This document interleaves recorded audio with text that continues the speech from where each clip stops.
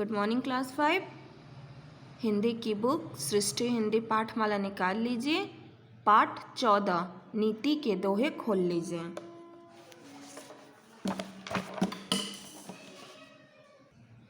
पाठ 14 हमारा नीति के दोहे। तो पाठ 14 में हम नीति के दोहे पढ़ेंगे कबीरदास और रहीमदास की। तो चलिए मैं इसे पढ़ रही हूँ, घर पे आप इसे पढ़िएगा। गुरु गोविंदो खड़े काकी लागू पाए, बलिहारे गुरु आपने गोविंदियो बताए। तो ये पहला नीति के दोहे हमारा। गुरु गोविंद दो खड़े काके लागू पाए, बलिहारू गुरु आपने गोविंदियो बताए। इस दोहे का अर्थ है, कबीरदास जी कहना चाहते हैं, यानी कवि कहना चाहता है गुरु यानी गुरु मीन्स होते हैं हमारे शिक्षक, टीचर। गुरु गोविंद दो खड़े, गुरु मीन्स हमारे शिक्षक जो हमें पढ़ाते हैं, गोविंद मीन्स भगवान। गुरु गोविंद मतलब गुरु हमारे टीचर और भगवान एक साथ खड़े हुए हैं। काके लागू पाए, इसमें हम सबसे पहले किसके पाँव लगे।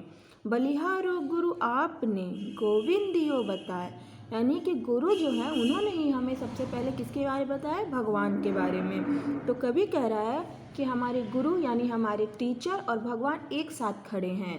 पहले हम किसके पाँव लगे, गुरु के, अपने टीचर का, या हम भगवान के, किसके पाँव लगे, हमको किसके पाँव लगना चाहिए।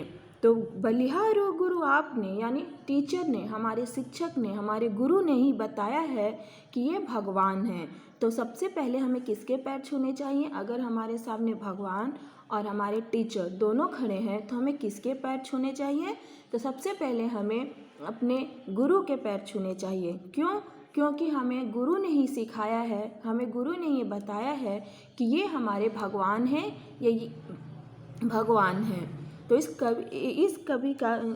कविता से या इस दोहे से हमें यह अर्थ इस दोहे का यह अर्थ है, कवि इस दोहे के माध्यम से हमें यह बताना चाहते हैं कि इस दुनिया में सबसे पहले अगर हमें किसी के सम्मान करना चाहिए तो वो गुरु का, क्योंकि गुरु ने ही हमें सिखाया है कि ये भगवान है या ये कौन है।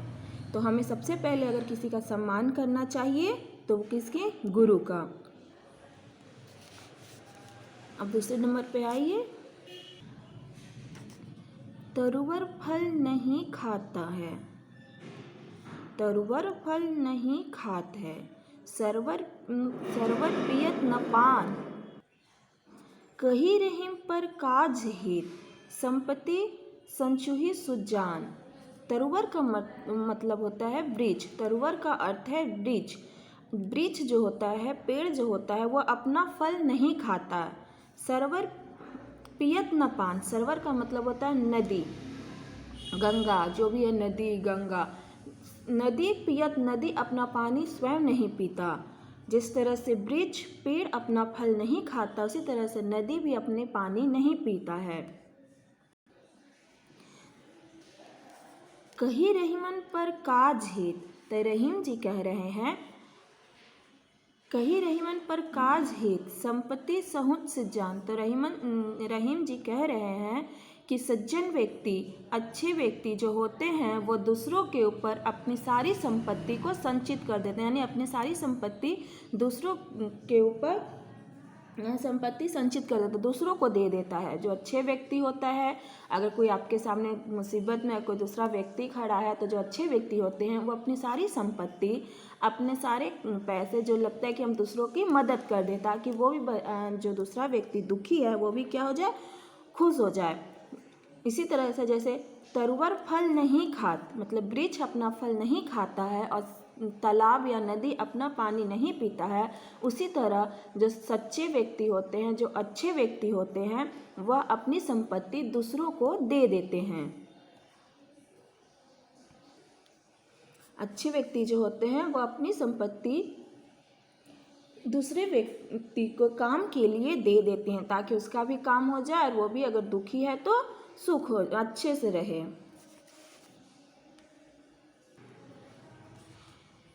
जी रहीम उत्तम प्रकृति, का करी सकत कुसाम। जी रहीम उत्तम प्रकृति, प्रकृति का मतलब होता है स्वभाव। जो रहीम कह रहा है जो उत्तम स्वभाव का व्यक्ति है, जो अच्छे स्वभाव का व्यक्ति है, का करी सकत कुसाम। कुसाम का मतलब बुरे लोग का साथ, वो बुरे लोग के साथ रहते हुए भी वह अच्छा बना रहता है। रहीम जी कह रहे हैं इस दोहे के मतलब से कवि कह रहा है जो अच्छा व्यक्ति होता है, जो उत्तम व्यक्ति होता है, जिसका स्वभाव बहुत अच्छा है, वो बुरे लोग के साथ रहते हुए भी अच्छा रहता है। चंदन विष प्यात नहीं, लिपटे रहत भुजांग। जैसे चंदन के वृक्ष से, चंदन का जो पेड़ देखे होंगे, चंदन के वृक्ष में सांप लगे रहते हैं, यानी सांप लगे रहते हैं, लेकिन उस सांप के विष से भी चंदन कभी भी खराब नहीं होता, चंदन कभी भी विषैला नहीं होता है। इसी प्रकार कवि कह रहा है इस दोहे के मतलब से कि अच्छे व्यक्ति, अच्छे स्वभाव के व्यक्ति चाहे कितने बुरे लोगों के साथ रहे वो अच्छा ही रहता है। जैसे चंदन के वृक्ष पे सांप लगे रहते हुए, लेकिन उस वृक्ष के सांप के जहर से भी चंदन विषैला नहीं होता है। उसी प्रकार अच्छे स्वभाव के व्यक्ति अगर बुरे लोग के भी साथ रहे तो उसको भी बदल कर अच्छा बना देता है। नीचे आइए, दोहे नंबर 4। ऐसी वाणी बोलिए मन का आपा खोए, औरन को शीतल करे आपहो शीतल होए। कवि कहना चाहता है इस दोहे के मतलब से ऐसी वाणी बोलिए, हमें ऐसी वाणी बोलनी चाहिए, हमें ऐसे शब्द बोलने चाहिए मन का आपा खोए, जो आपके बात सुनकर भी दूसरों को अच्छा लगे, वो अपने मन खो दे, मतलब आपकी बातों में खो जाए। हमें ऐसी वाणी बोलनी चाहिए जिससे दूसरों को तकलीफ़ ना हो। हमें अच्छी वाणी बोलनी चाहिए, जो आपका बात सुने उसे अच्छा लगे। औरन को शीतल करे, औरन को शीतल करे मतलब कि आप दूसरों को अपनी वाणी से शीतल करो, ठंडा करो। अगर कोई व्यक्ति क्रोध में है तो उनके साथ ऐसे बात करो जिससे उनका स्वभाव अच्छा हो, आप हो शीतल होए, और आप भी अच्छे बने रहो, आप भी खुश रहो, आप भी अच्छे से रहो। कवि कहना चाहता है कि हमें दूसरों के साथ भी अच्छे से बोलना चाहिए ताकि हम भी अच्छे बने रहें। दोहे नंबर 5। काल करो सो आज कर, आज करो सो अब, पल में परलय होएगी, बहुरी करोगे कब। कवि कहना चाहता है काल करो सो आज कर। कवि कह रहा है कि जो काम तुम कल करना चाहते हो उसे आज करो, आज करो सो अब, और जो काम आज करना चाहते हैं उसे अब करो। पल में परले होएगी, पल भर में क्या हो जाएगा कोई नहीं जानता। बहुरी करोगे तब कब, तो तुम उस काम को कब करोगे। जैसे हम लोग कहते नहीं यार ये हम कल काम करेंगे, नहीं। जैसे आप लोग को होमवर्क मिलता है, आज मैम होमवर्क देती हैं तो आप कहते नहीं हम कल होमवर्क करेंगे, नहीं। अगर आपको आज स्कूल में होमवर्क मिला है तो आप अभी कर लो, क्यों, पता नहीं कल आप क्या हो जाए, तुरंत कोई तो नहीं जानता ना। इसीलिए कवि इस दोहे के मतलब से कहना चाहता है काल करो सो आज कर, आज करो सो अब, पल में परले होएगी, बहुरी करोगे कब। पल भर में क्या हो जाएगा कोई नहीं जानता, तो फिर वो तुम काम नहीं कर सकते। इसीलिए जो काम कल करना चाहते हैं वो आज करो, और जो आज करना चाहते हैं वो अब करो। दोहे नंबर 6। विद्या धन उद्यम बिना, कहूँ जो पावे कौन, बिना डुलाए न मिलो, ज्यों पंख की पौन। कवि कहना चाहता है विद्या, यानी विद्या हमारी सरस्वती जो हम पढ़ते हैं, विद्या धन उद्यम बिना, धन में संपत्ति, उद्यम मतलब बिना विद्या और बिना धन के बिना कुछ नहीं मिलता। कहूँ जो पावे कौन, उसके बिना कोई कुछ नहीं पा सकता है, कोई कुछ नहीं कर सकता। विद्या और धन के बिना कोई कुछ नहीं कर सकता है। बिना डुलाए न मिलो, जो पंख की पौन, पौन का मतलब होता है हवा। अगर आपके पास पंखा रखा हुआ, अगर आपके पास कुछ हाथ में फ़ैन है, जब तक उसको नहीं डुलाओगे तब तक आपको हवा नहीं मिलेगा। तो कवि कहना चाहता है कि बिना विद्या, बिना धन, बिना मेहनत, बिना परिश्रम, उद्यम का मतलब होता है मेहनत और परिश्रम, बिना मेहनत बिना परिश्रम के बिना कुछ भी नहीं कर सकते, कुछ भी तुम पा नहीं सकते। जैसे अगर आपके पास पंखा लग रहा है, आपको गर्म लग रहा है, जब तक आप पंखा हाथ से नहीं डुलाओगे आपको हवा नहीं मिलेगी। उसी तरह बिना मेहनत और बिना परिश्रम के आपको कुछ भी नहीं मिल सकता है। दोहे नंबर 7, समय दशा कुल देखी के लोक करत सम्मान, रहीमन दिन अनाथ को तुम बिन को भगवान। रहीम जी कहना चाहते हैं, कवि कहना चाहता है समय दशा कुल देखी के लोक करत सम्मान, आपका समय दशा ये सब लोग देखकर तब आपका लोग सम्मान करते हैं। अगर आपके पास पैसे हैं, आप अच्छे से कपड़े पहनते, अच्छे से लोग देखते हैं, तो ये देख के लोग आपका क्या करते हैं, सम्मान करते हैं, आपका आदर करते हैं। रहीमन दिन अनाथ को तुम बिन को भगवान। रहीम जी कह रहे हैं कि अनाथ को का मतलब कौन, जो अनाथ व्यक्ति होते हैं उसके भगवान के बिना कोई नहीं देखता, भगवान के बिना अनाथ को कोई देखभाल नहीं करता।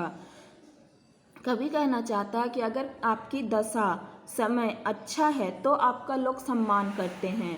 अगर जिस तरह से गरीब लोगों का कोई नहीं होता, केवल उनका कौन होता है, भगवान होता है। अगर उनके पास भी पैसा रहे और गरीबों के पास भी पैसा रहे, सब कुछ रहे, तो उनका भी सब लोग सम्मान करते हैं। तो समय दशा कुल देखी के लोक करत सम्मान, समय दशा और अच्छी चीज़ देख के लोग आपका सम्मान करते हैं। रहीमन दिन अनाथ को, अनाथ व्यक्ति जो होता है को कौन, अनाथ को कौन, तुम बिन को भगवान, भगवान के बिना उनका कोई नहीं होता। तो ये नीति के दोहे थे जो मैंने आपको पढ़ाया है और इसके हर दोहे का मैंने अर्थ बताया है। इस तरह से आप इसे पढ़िएगा, इसके अर्थ को समझिएगा। नेक्स्ट पेज ओपन कीजिए। शब्द अर्थ, काके किसको, सहची जमा करते हैं, प्राकृतिक स्वभाव, कुशांग बुरे लोगों का साथ, तरुवर ब्रिज, सम्मान सम्मान या आदर, सुजान सज्जन, भुजान सांप को कौन, विष जहर कौन, पवन या हवा। तो ये शब्द अर्थ हैं, इसे आप अपनी कॉपी में लिखिएगा और इसको लर्न कीजिएगा। अब हम नेक्स्ट क्लास में मिलेंगे नेक्स्ट वीडियो के साथ। बाय बच्चों।